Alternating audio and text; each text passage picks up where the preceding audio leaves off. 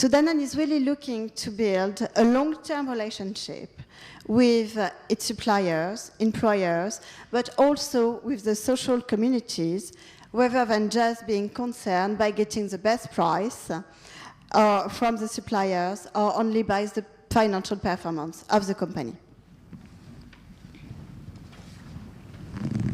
So we also talk about an efficient board and what I will say, an effective and balanced board.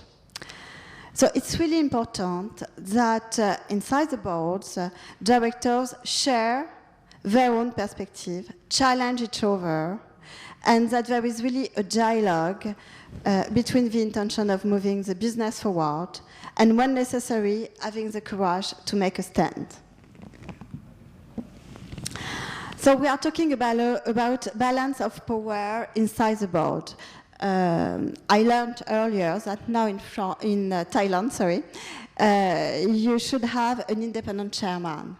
An issue we've got in France is that in most of our company, and I'm talking even about listing company or family control company, we have the same person, which is both chairman and CEO. And so this is really an issue for institutional investors. And now, I will say around 70% of our shareholders are foreign institutional investors. So this is really this issue that we've got, don't really have the balance of power inside the board. So most of the company created what they called the role of vice chairman, or which is a kind of lean independent directors, in order to have this balance of power inside the board. We talk about also complementarity and diversity of directors. As Jim said earlier, we need to have professional experience, but also to have directors which are independent. And I will say with the ability to challenge beyond the criteria. It's not, and I think everybody agree, it's not just ticking the box. But it's really to be able to resist to the chairman, to the management, and to enforce its opinion.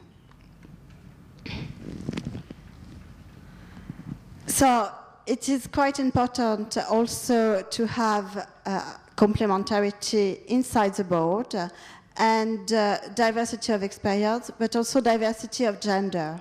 Now in France we've got quota regarding women on board.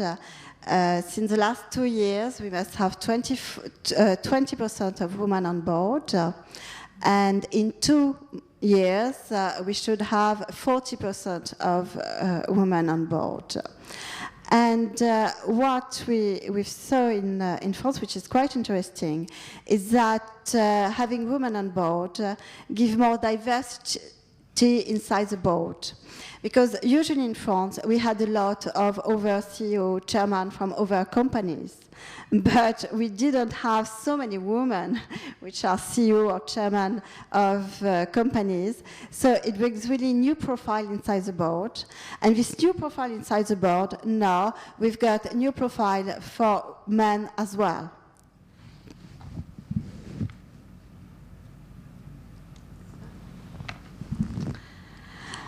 We talk also about the importance of board and strategy.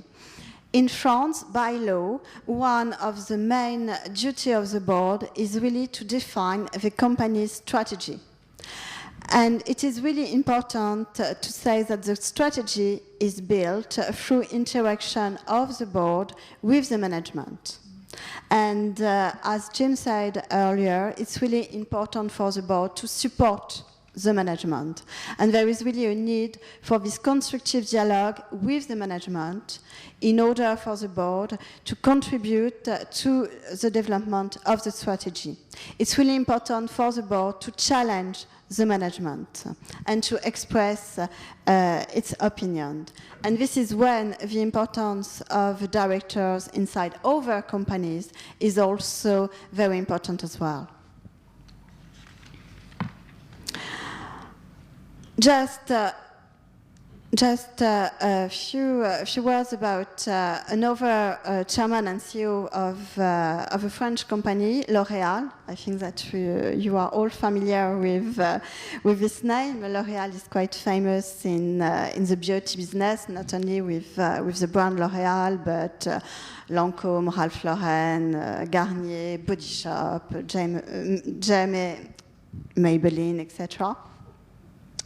And this is also on the website, and on L'Oréal website, you've got few words of Jean-Paul Agon, and he says that the quality of governance is underpinned by the extremely strong commitment of the board members of the company. The board provides the general management with invaluable support for strategic decision making.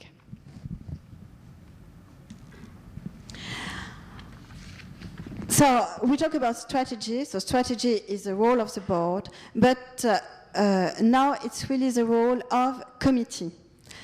I just put few figures, and in France we've got more and more strategic committee.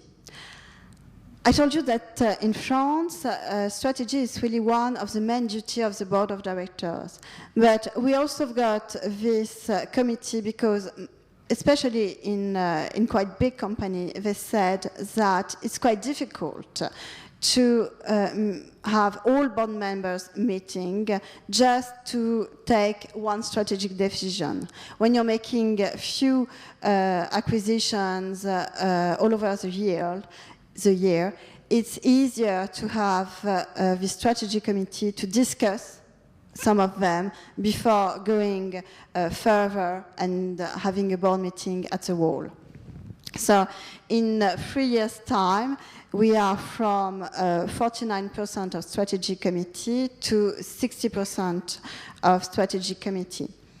Another committee, which is really increasing in France, it's the Social Responsibility Committee. And you see in 3 years, it's incredible because we were less than 20%, and now 42% of our 120 French top blue chip companies have got this kind of committee. But most important is that 35% of them, and in 3 years, none of them has got one of these committees. They have both social responsibility and strategic committee in the same committee. So this is what I was talking about, this trend. This trend is really to have the strategy implemented with the Social Responsibility Committee, showing that social responsibility is really part of the company's strategy. So this is a quite interesting example of this committee, this Strategy and Social Responsibility Committee. It is Legrand. Legrand is also one of our top company. I think you're less familiar with Legrand, but Legrand it's a global specialist in electrical and digital building infrastructure all over the world. And just a few words about Legrand is they are talking about decision on strategic direction for the company. And they say that this committee has to evaluate the adequacy of the resources available to the group for the successful implementation of its corporate and social responsibility in view of all the objectives of the company. I'm sorry to cut you off, Veronique, but that was really, really interesting. I think again, I really appreciate that each panelist has brought new points to the conversation.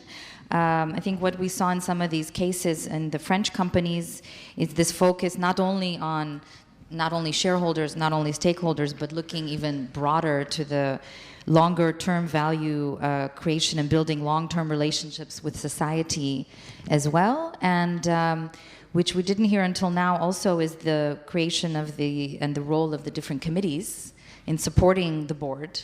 I think that's also very important. And in terms of separating the role of, it's very interesting because, of course, this debate about the chairman, CEO roles being combined or separated has been going on for many years. And until recently, the OECD did not take a position on this. But in the principles, we do now mention that this is now considered best practice to separate the roles. I think before we open up the floor, John had a few quick points to raise. Thank you, Fiona. That's the privilege of being the only male here, you know. I just want to emphasize a few points that have been brought up as well. ESG is extremely important, and all of you as directors of company, I think, must realize that over time, value has gone from shareholder value to stakeholder value. And if companies do not recognize this shift, you're going to find more and more external pressures being put on you to ensure that, in fact, you have sustainability as part of your strategy. All of us know that, I don't know if there are any Indonesian delegates here. Now, Indonesia is now the regional exporter of haze, you know. It's gone to Philippines, Singapore, Malaysia, even Thailand, you know. And one of the reaction to this is, in fact, companies found to be responsible are, in fact, highlighted, you know, made known and shamed. You know? But not only that, companies are now having to react to this. Big supermarkets and all the organizations that have got products being made by such companies are now withdrawing them from the marketplace. Now, for a long time, a lot of companies had to improve on the human rights practices because buyers, especially, let's say, the U.S. big buyers, you know, do not want to buy products from companies that do not have a good track record on this. And this, to a lot of companies, is a sort of message that they hear and feel in their pockets because it makes business sense. And I can assure you on ESR, or ESG rather, this is going to come. Even with your own employees, I get involved in a lot of interviews for people joining companies, and they now ask, in fact, what is your sustainability track record? What have you got on ESG? Because if you don't have a good record, they also don't want to work for you. So when you talk in terms of attracting good talent, that's also one of the issues. Yeah. And branding, you know, this has to do with your branding. If you are, in fact, attracting capital from the capital market, not so much equity, but bond capital. In Singapore, a very popular device is now, instrument is basically perpetuals, you know. And there are companies that give 5%, you know, and people don't want to buy because the company doesn't have a good track record. Big Temasek-related organizations can go out to the market and pay a lot less and attract a lot of subscriptions, you know. So your branding is extremely important. The other point that was not mentioned so far is integrity reporting. We're always talking in terms of the past history. What has been your financial performance? I think increasingly you're going to have to talk about what's going to go on in the future. What markets is the company going to be in? How do you see the growth and potential? You know, there are companies that are in various businesses. There's one company in financial solutions, banking solutions, you know, and they were just, in fact, basically highlighted because their strategy was very much to go big in the emerging markets, where the size is small, but the growth rate is much higher than in US or Europe, you know. So I think as a director, you need to, in fact, provide a lot of strategic leadership in this. All this have to be embodied in your strategy for the company, you know. A board's role is to focus on the strategy, the development, and then the execution, and to monitor this. And then clearly providing incentives that are both short and long term, that addresses management's attention on long term and not just short term alone. The last point I want to sort of bring up is something that affects all of us in this region where, in fact, high percentage of our companies are basically family control or entrepreneur founder control. And my view, and I think maybe Kun Rapi has also said that, the selling job, has still got to be advanced. In consumer product terms, we talk about the push and the pull. The push can only go that far if you don't generate the pull. So there has to be a buy-in. And this is where I think boards have to recognize, that in dealing with big companies, widespread shareholding, and dealing with, in fact, family control companies, where the founder is larger than life, I heard one founder told me in jest, I don't want to be a legend in my own time, only in my lunchtime, he says, He is there, How do we deal? How do we convince him? And in my experience, I've dealt with some family-owned companies.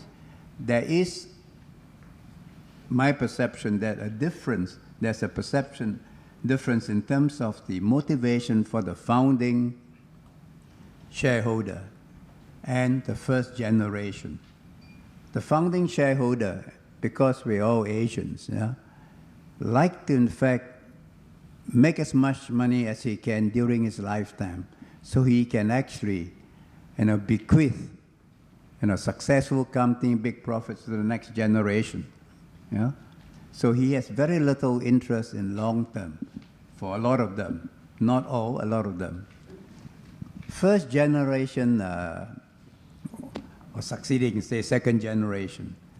Usually the scion of the family takes over the thing, and sometimes there's that great motivation to break out of the father's shadow. He wants to do something different. And sometimes he wants to do things that are high risk, but he has his own sort of agenda to fulfill. As a board member, you have to be able to provide strategic leadership and influence. But how do you influence controlling shareholders? Kun Rapi has said, it takes time. And you need to gain the trust and the confidence. And it's very difficult for new board members coming in. Sometimes we recommend that maybe, such founding owners of companies may form a little sort of lunch group with potential directors so that they can get to know these potentials better over a period of time. And the potential directors can also get to know the company a little bit better, the psyche of the founder, so that there is, in fact, some measure of confidence and trust before they actually come in. We just finished our 2015 Board of Directors survey in Singapore. Would you believe it? 93% of companies still recruit directors from their contacts, of their board members, of the shareholders, And this includes basically large companies. They still do that. So you're not going to get away from that, no matter what you say. This is going to be with us for a while. And you've got to accept this and see what you can do to improve that. Expose them to more directors before they come to board, so there's a level of confidence. But building trust and relationship is not an overnight job. Rome was not built in one day. And directors who come in full enthusiasm and push for changes overnight, I think you're going to fail. You need to build up this confidence. You have to use people who have got influence, etc., etc. Okay? So, but this is something which I'm here to learn from you, We have the same issue. How do we actually, in fact, overcome this to get that buy-in so that we can really get a real trust in companies that form 2/3 of the listed entities in our exchanges or on our exchanges. Thank you very much. Thank you very much to the panelists for excellent initial kicking off of their ideas to respond to some of the questions we had for the panel. I would like to open up the floor to anyone who wants to either share their experience on any of these questions, respond to John's question, or whether you have questions to the panel. I'd like to open the floor.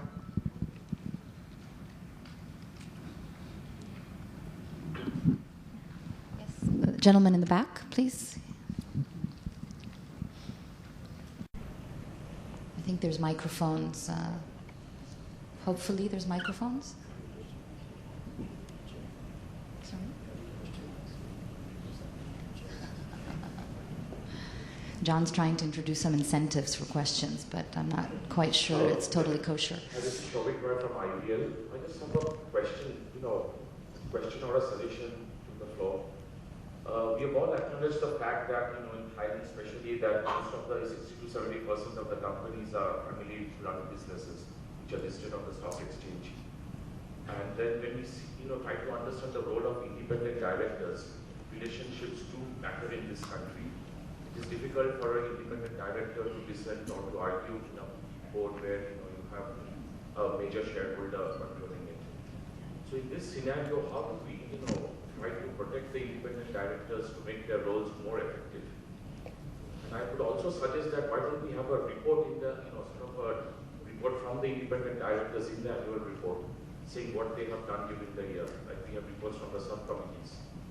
At least to some extent, then they get that sort of a freedom and make their roles more effective. Thank you. The sound wasn't great, so I'm not sure I fully understood all of your. And the other point was whether we can maybe have some reporting from some of the subcommittees. Is that Prue? Do you want to? Look, thank you very much for your question. The role of the independent director in a family-controlled company is very important to an institutional investor because they're there basically to protect the interests of minority shareholders. I think what we would like to see is transparency around the process that the board goes through to select those independent directors so that there is substance in the appointment rather than form, and they're not just there to tick the box of having 2 independent directors on the board. I think, as John said and talked about trust within the board, there also has to be that level of trust between minority shareholders and the board, and we can only get that understanding through disclosures. So I think the first step is to have a transparent and robust process to find those directors that will add value to the board, that they will be competent and have the right skill set on the board. Further down the track, I would like to see more disclosure around the election process of those directors to the board. So we see the vote of the minority shareholders of those directors, that is just disclosed separately from the vote of the family-controlled entity. And where there is not majority support for those directors from minority shareholders, I think the company should then be required to explain to shareholders why those directors should remain on the board.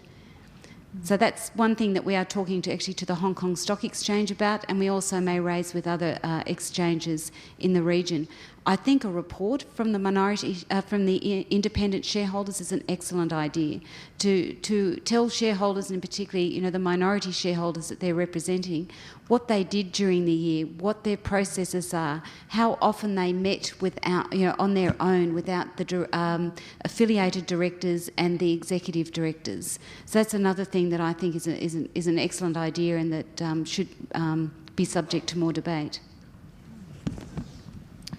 Thank you. That indeed is a very good suggestion and very interesting feedback. In the Asian Roundtable, we actually worked, and John was the chair of the task force, on a guide to improving transparency of the board nomination and election process.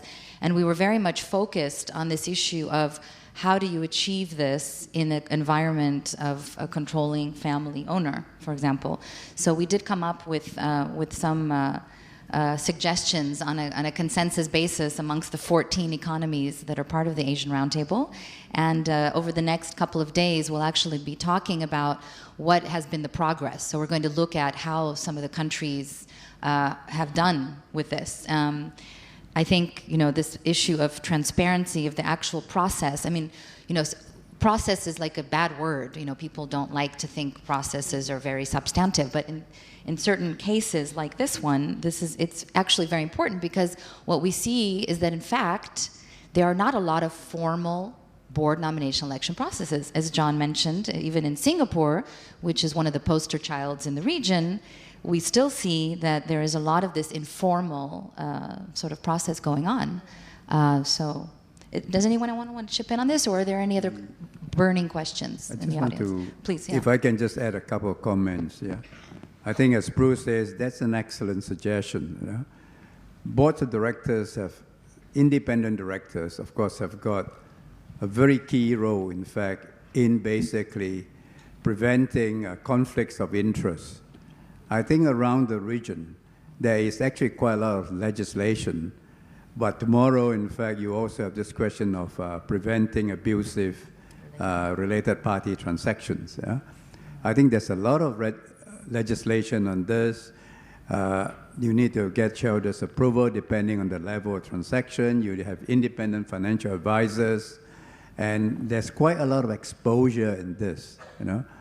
The key thing that you cannot really fully manage is the question of the diligence, the due diligence, and the courage of the independent directors, to say what they think, should be said. But the process is there. But the other one that is important is actually, in fact, the role of directors, and this includes not only independent but also non-executive directors. Your role in driving strategy. I think that's something everybody, all board members have to, in fact, play a role. If the non-independent directors, non-executive, non-independent directors are only there basically to echo the controlling shareholder, then you have failed miserably in your role. Independent directors, related party transactions, conflict of interest, that's clearly their role. But strategy is the role of the entire board.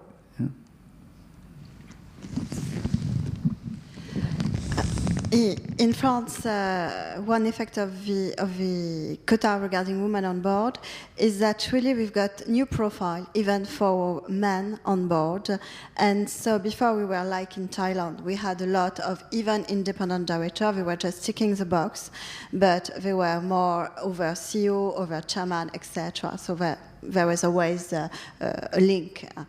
But and another thing we've got now more and more in France is that most of our chairmen of committee, and especially nomination committee, are independent directors. And they are making report during shareholders meeting. And also, I told you in most of our company, we've got same person, which is both chairman and CEO. But now we've got this new role of this chairman, and he's also making a report, an annual report that you can find in the registration document, so it's public, and also that he's doing in front of all the shareholders during the general meeting. Thank you. Any other questions or comments from the floor? Yeah, there must be a lot of directors in the room, so don't be shy. And probably from family companies, we'd really like to hear your experience in the boardroom. Dr. Bandit, can you choose some people you know well? We're going to have to start sort of randomly selecting people if nobody wants to volunteer. I just make a comment, just based on my limited experience. In the case of controlling shareholders, who are very much also in management, it's important that we try to identify what his strengths are, recognize them, but also try to recognize his weaknesses or his gaps. Because I find that one way in which you can gain some level of influence on him is to demonstrate that you can actually complement what he's got. You know, that's why in a lot of family-owned companies or entrepreneur-owned companies, founded companies, very often they tell the independent directors, you know, leave the business to me, you know. I and my family have combined 100 years, you know. You just look after the governance, yeah? Because he knows his business as well. I mean, you have to accept that. But you got to find some areas where, in fact, you think you can make a contribution. And you'll be surprised that sometimes what you may think is a fairly insignificant contribution, you know, is actually very much appreciated. And you got to sort of win some of this, and then you can slowly gain some influence, you know. I also believe that regulators as well, and other stakeholders, intermediaries in the ecosystem, also have to recognize that sometimes you have to treat family-owned companies a little bit differently. You know? I can say, I mean, some people say this is sacrilege, you know, coming from Institute, you're saying that. But sometimes it is not in the interest of the company to immediately separate the role of chairman and CEO. Okay? Fiona may not agree, you know? Sometimes over a period of time, he has to gain some confidence that whoever is going to become chairman or CEO is going to be able to do the job the way he sees it. But you've got to, of course, got to reshape the way he sees it. But to immediately say that, no, there should be a separation, in my view, may not always be the best, in the best interest of the company. Yeah. I think Prue has just a comment to follow on that about one. that, I support that comment, and in fact, BlackRock, my organisation, has a combined chair CEO. It's a founder, and to expect that person, after running the business very successfully for 27 years, to hand over the reins of chairman to someone else and remain a CEO, or vice versa, simply doesn't work. However, in other companies that we've looked at, we do expect that when there's the transition, that person transitions to retirement, that's when the roles will be separated. And there is a lot of pressure, and you've probably read in the US news about shareholders putting up proposals to separate the role of chair and CEO, and it can be very risky in the situation of a family and founder-controlled entity. But it's that succession planning that we are interested in, not so much splitting the role, but seeing the role as the company matures, as management transitions from family to more professional, that the role is, there is consideration for splitting the role in those circumstances. And to John's point on the family-controlled firms and the importance of the issue, we are actually picking up this topic in the work that we're doing in Asia. And we have set up a task force on family-controlled companies in Asia, and we have started some work on that, looking at what has already been done in the literature and looking at some case studies. We have some case studies in Thailand, and we have case studies across the 14 economies. So we will be discussing that over the next couple of days. This is also, while family-controlled companies are a huge part of the listed market companies on the market here. Again, Asia is not entirely unique in that respect. In OECD countries, there's a number of countries, particularly, all over actually, that have family-controlled firms. So the work we're going to be doing on this topic in Asia will also be very valuable to OECD member countries, because we want to get more deep into the sorts of issues that confront family firms, including the role of the board, including the relationship, in terms of managing conflicts of interest and related party transactions. So we are going more in depth on that issue. But I would really love to hear from the companies and the directors here. We really want to hear from you. If you're shy to share any challenges, we also want to hear some success stories or some good practices. Please, somebody, speak up. Or a question to the panel. Dr. Bandit. Yes, please. Go ahead. The issues of investor board of this transition of companies from family or what we are seeing here is the transition from current generation of owners into a new generation of owners within family. But the practice and the mindsets, I have to say, are quite different. The new ones are more acceptable, more receptive to the concept of corporate governance and so on. So I think we are moving into the phase whereby this sort of thing will become more acceptable, including the separation of roles between chairman and CEO. But just going back to Bruce, in terms of the investor itself, what are the key features of family-owned business that you actually look for when you make investing decisions? Whether it's a separation between chairman and the CEO, or have an independent chairman. You don't go in and say, we want you to separate the role of CEO and chairman, we want you to do this. It's explained to us, but what we do look for are the history of related party transactions. Have they been fair to shareholders? Are there other businesses outside of the listed entity that the family's involved in? Because we've often seen some very profitable businesses end up in the hands of the privately held company that's also controlled by the family and doesn't end up in the listco.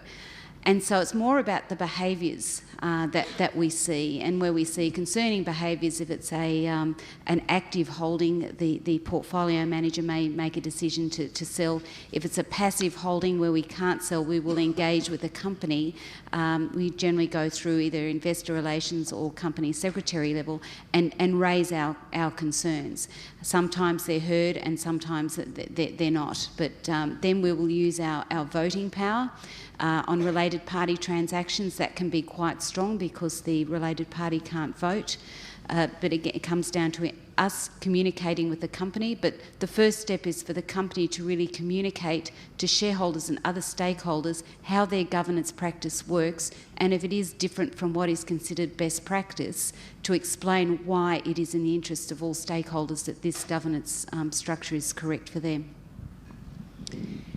Thank you very much. It's very hard to wrap up such a wealth of experience and discussion, but I think what I heard is that while the board has a key role to play in strategic leadership to ensure the long-term value of the company, the board does not act alone, and the relationship between the board and the owners and establishing that trust is key. The relationship of overseeing the management is key, and the relationship with the stakeholders and the broader community is key. And the more transparency, the better, because otherwise there's going to be name and shame in any case. So there's no hiding, and the track record and the behaviors speak for themselves. So with that, I thank you for, I want to give a big round of applause to the panelists who have been fantastic and provided very diverse perspectives. Thank you. Thank you very much, all the speakers, and a great presentation. And now this is the end of morning session. Ladies and gentlemen, lunch venue is at Dusit Thani Hall. So you go out from this room and you turn right and go straight. And for the speakers, you have lunch in Bang Rak room on this same floor. Enjoy your lunch, and I'll see you again at 2 p.m.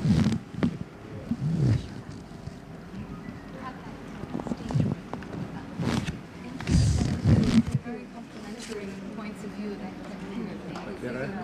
you. Thank you. Thank you. Yeah. Thank you. Thank you. Very good. Merci, madame.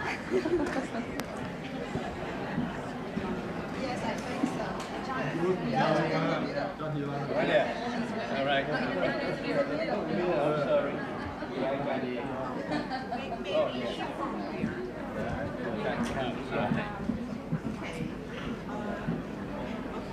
We are the middle.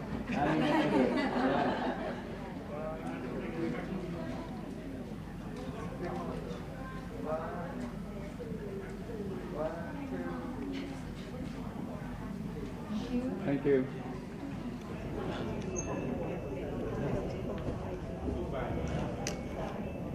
One, two. Thank you. Thank you.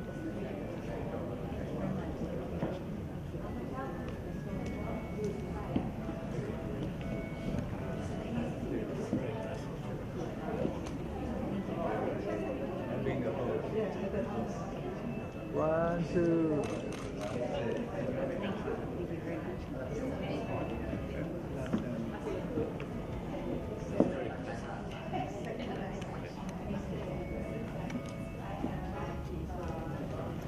One, two.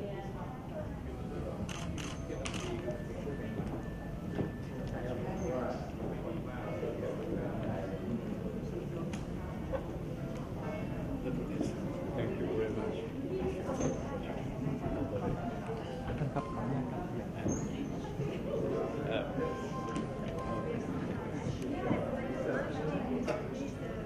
One, two. Thank you very much. Sorry about that. Yep. ครับขออนุญาตครับ1 2 3ขอบคุณครับ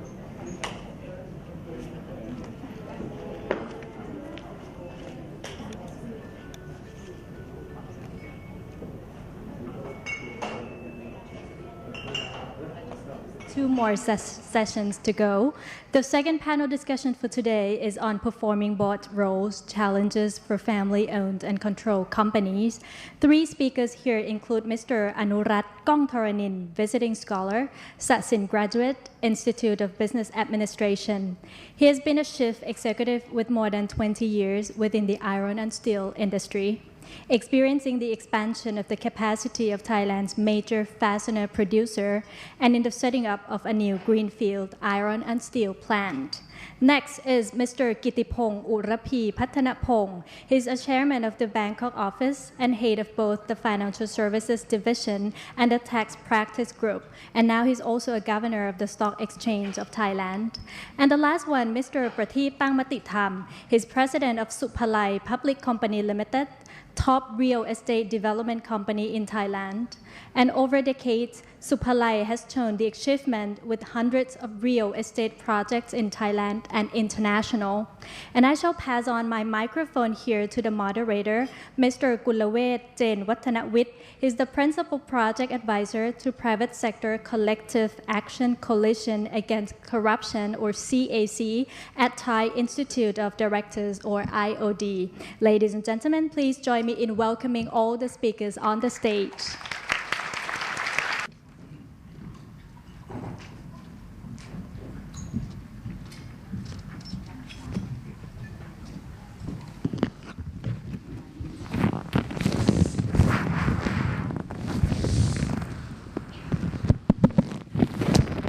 Hello, can you hear me?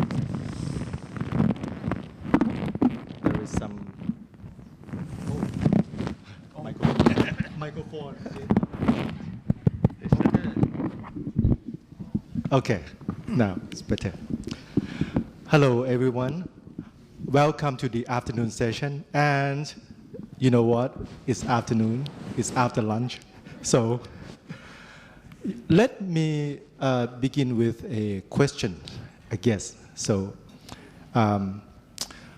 to what percentage does family business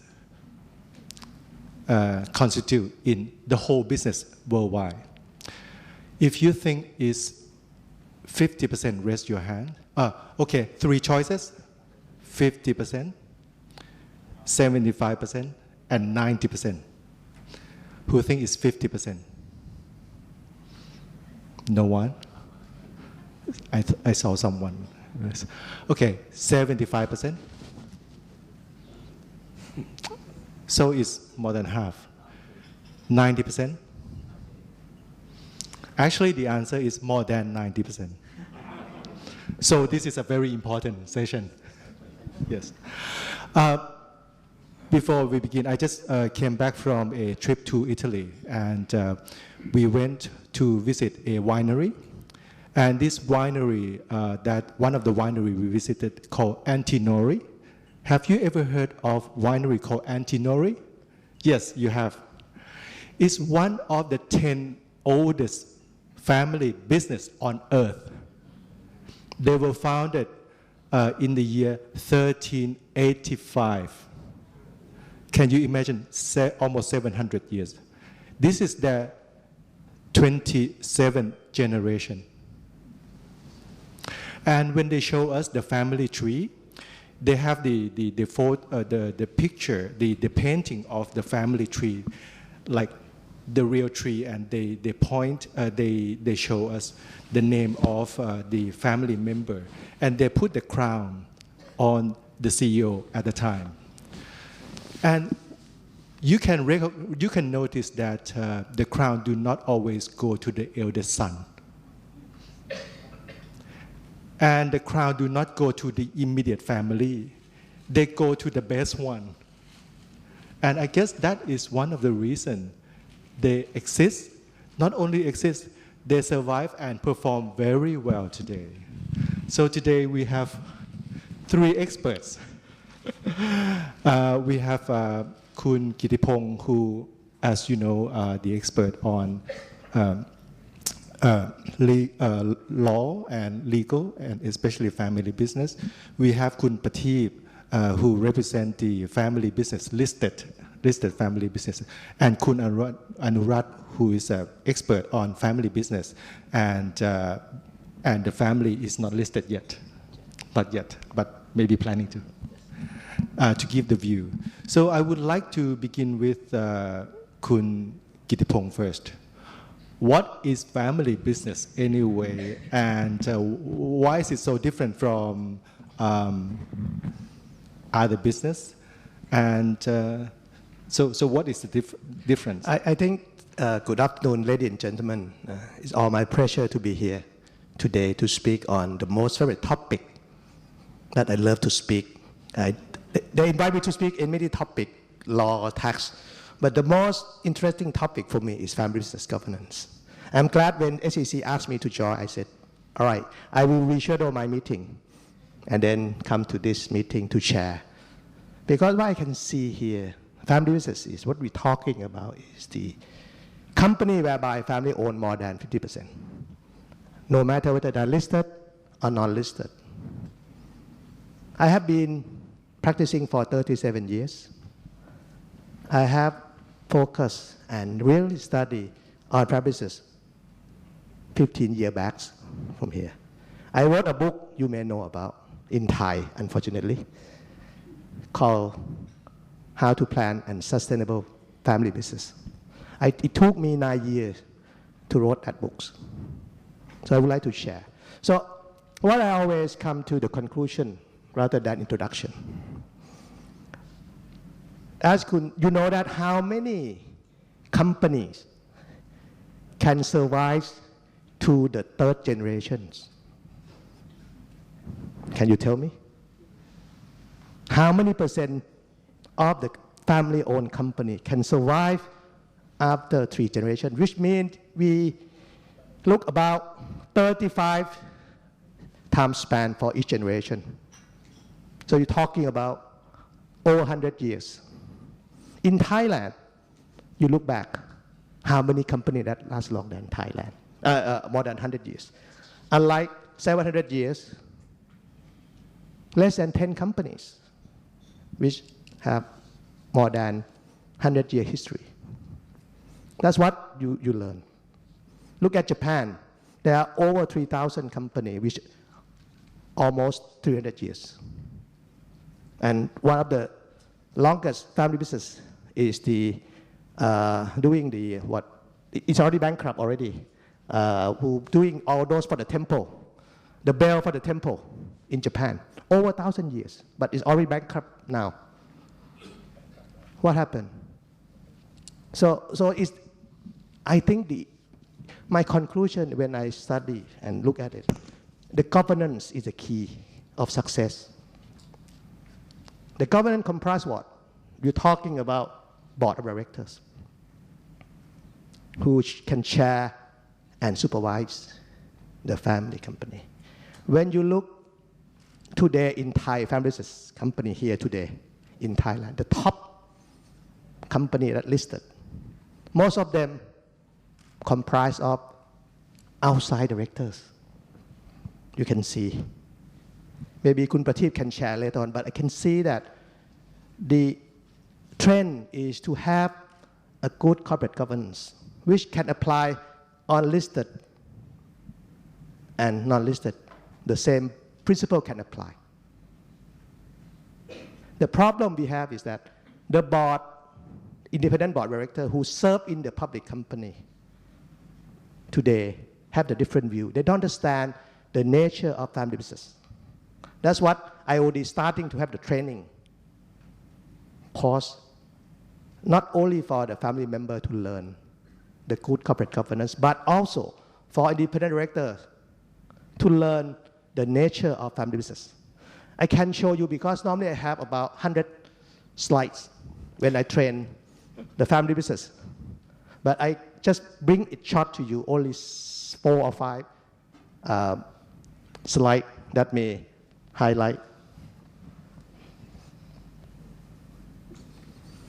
It requires a great deal of boldness and a great deal of caution to make a great fortune. And when you have got it, it takes 10 times as much with to keep it. Is that true?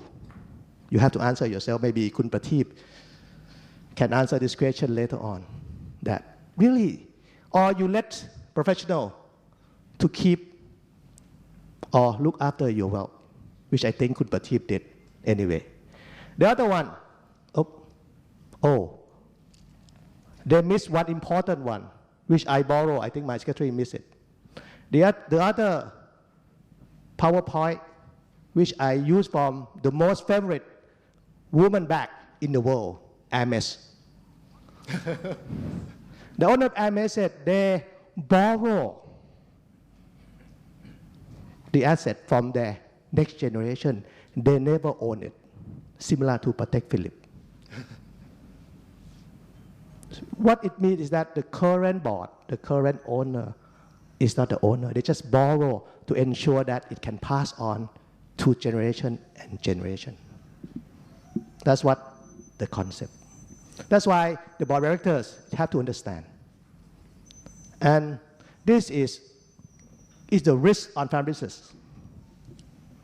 You can see it start with, actually it should start with, oh my, it's very bad. I think you can read that. Divorce.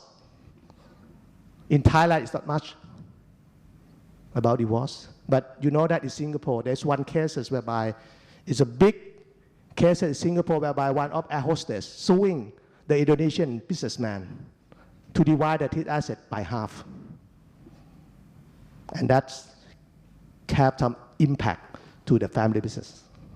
In Thailand, most of people here, when they marry, they don't register the marriage. So that's another issue.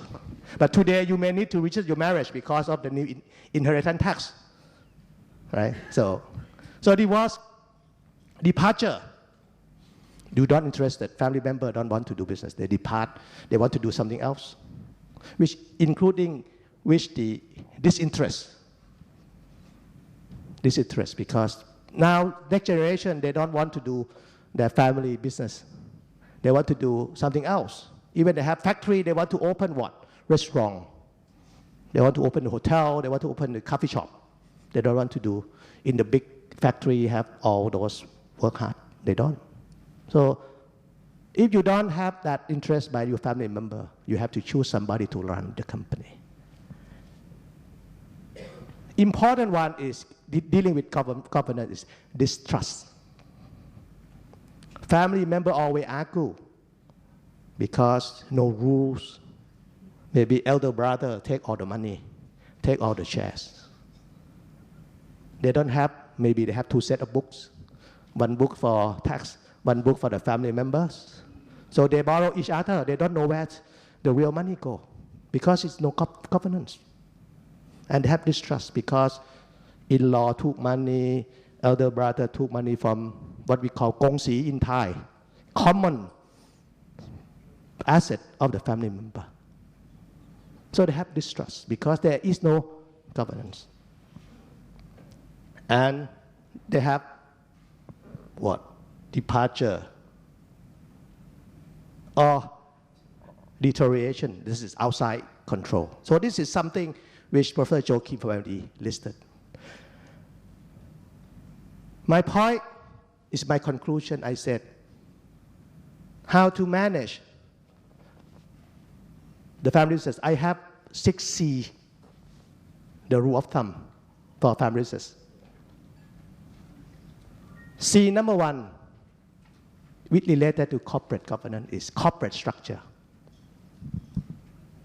The corporate structure always the key issue from governance issue because they need to have right corporate structure. Who own which asset? You can recall in the crisis when we had in 1997, all the big conglomerate disappear from business world because they have big problem on financial, and then when they fail all because they don't separate holding company and operating company together. So I always said, you need to have some holding company and divide the corporate structure. Who own the shares? Family members should own holding company. That's all we're talking about. So the corporate structure is key important. Who have the share? Who should have the share? Should the share have the class of share from different members of the family? This is quite new for Thailand. It's not new in other countries. We don't think we set up the company, everyone set up the company, they set up, maybe they have 100 companies in the conglomerate, but they're not, and when they own the share, they give all the share to their kids. They don't think about how to divide the share. Second son, middle, all the kids. So that corporate structure is important. Number 2, again, in my view, is also corporate governance issue. Compensation. How you have a sufficient rules or a proper rules in compensate the family member. Either board director fees, salaries, benefit, dividends, and so on and so forth. You need to have the rules. That's, again, when you come to corporate governance, have to have approved by shareholders. You can't just decide that as you are the emperor or you are the owner or you're the founder and then you want to give anything to your kids just without ground. And that will lead to dispute among family members. You have the profit, you never declare dividend because you keep invest and invest. You know that in family issue or family business, theory, there's one important one is the 7 people in 3 circles by Professor Davis of Harvard. People and family member is the one family member who, a member of the families don't do business, number 1. They don't do business at all. They have the same family name, that's all. The other one is, normally we name is number 4, is family member who have the shares but not working in the company. And number 6 is a family member who work but no shares. And the most important one is number 7, who family member working and own the share. When I have the class, I was checking them. Who is the big issue? Cause problem to the family business? Guessing. 1, 4, 6, 7. I said 7. Who is the dictator? Own, operate, and decide. Because there's no rule. So you need some rules, governance, to ensure that number 7 look after our family member. And important one, the outsider or the shareholders, which mean professional directors and shareholder if you are a listed company. So all 7 group of people, sorry, I didn't forget to bring that 3 circle model of Professor Davis of Harvard. So you can see that the compensation is important one. The third one, always, again, I refer to corporate governance issue because it's dealing with the conflict of interest, a conflict among the family member. How you solve it. You have legal documentation to solve problem with the family member. You have article association. When you have go to voting, normal procedure in a listed company, you go and vote and then you don't get approval. What you do it? The rule of thumb for family business, what they say is that you need a consensus, which means 100%. You may do it in the first generation and second, but not the third and fourth and fifth. Because they have different group of people, different class, different education, different branch. So they always have different views. So you must have certain rule about conflict resolution. You buy them back or what? So this is always a governance issue. So this, the third one, important one, which you can see, is communication. Have you ever communicate among family company? Most of them said, no, I never, Ajahn. I never have meeting. I have the paper meeting all the time.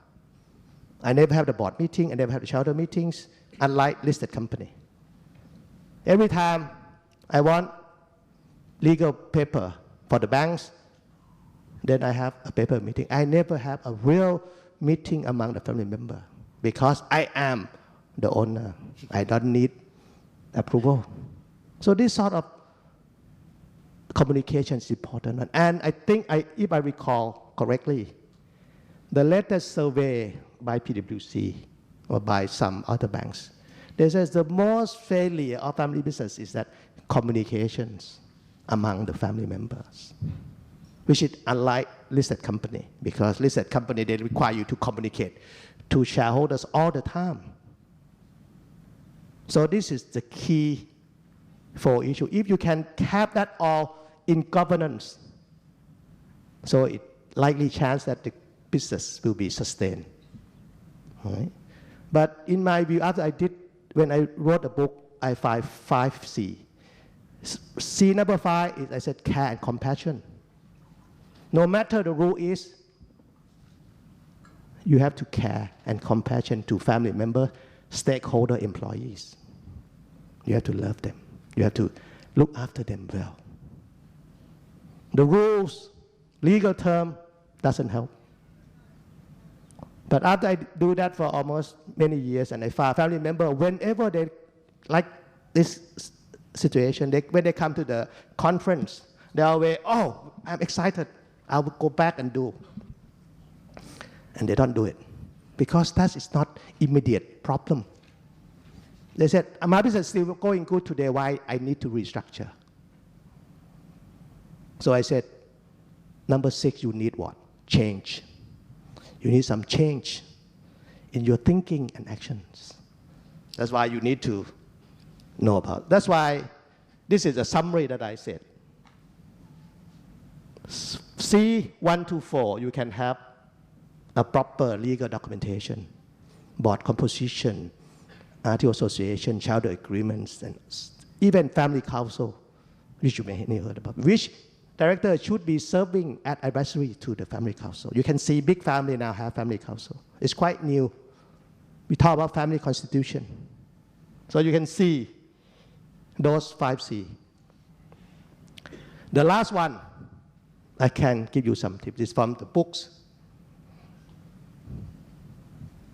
Is that's what I saw this rule. Most of you are board director of the listed company.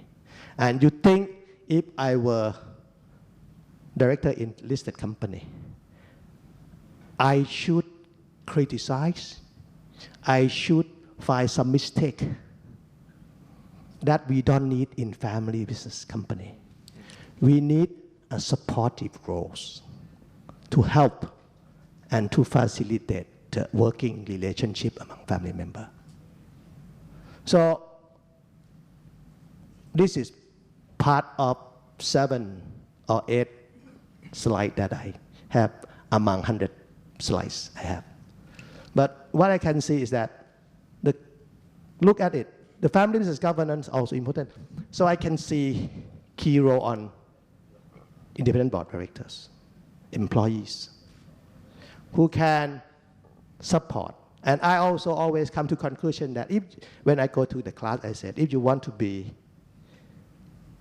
long-term and you want to have your dream of the company for next 100 years, the only thing in my view is to be listed in the stock exchange, because that can avoid all the conflict among family members. You have the benchmarking, your wealth, you have somebody to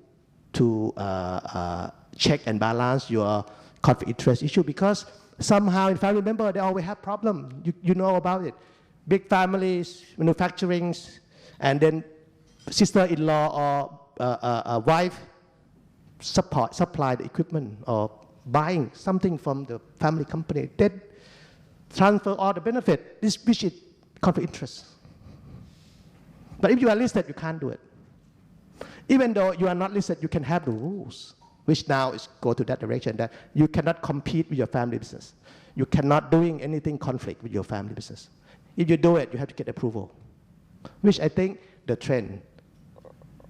Therefore, I think my suggestion for the people, if you are family owner, adopting the corporate governance set up by the SET also the good way. 15 rules. I think OECD now develop more, I don't know. They have to be discussed tomorrow if you want to. But using the guideline of listed company, which I always recommend some family members to apply, adopt that to the extent that is possible. Always seeking the board member. The problem to family business, they don't know many people who they can trust to sitting on their family member. There are two roles here. Because my company doing 2 sets of books, I don't want somebody to know about it. I think the government tried to close down that loophole. I think I can see from Dr. Somkit, they say, Dr. Kunapisak said they were going to keep amnesty, start new fresh, which I think is a good idea. I will support that idea. Right? So the family also have problem in finding the right person. I'm not sure whether the panel of the board in the IOD can be qualified. So I think they may have another certificate going to the family business board training only, because they're different. You can apply both rules. So they want outsider to help to set up the governance rules. They want outsider to help. I mean, that's why the board member need to understand the conflict among family members. You need to learn about psychological. You need to learn about religious to ensure that they want to do that. So there are sort of things which I think a number of thinking, and I think you here should be able to contribute a lot to the Thai family business. And I think even the listed company today, I think offset 50, over 80% is family business. So you know it. So how to ensure that the family business, the family business good governance can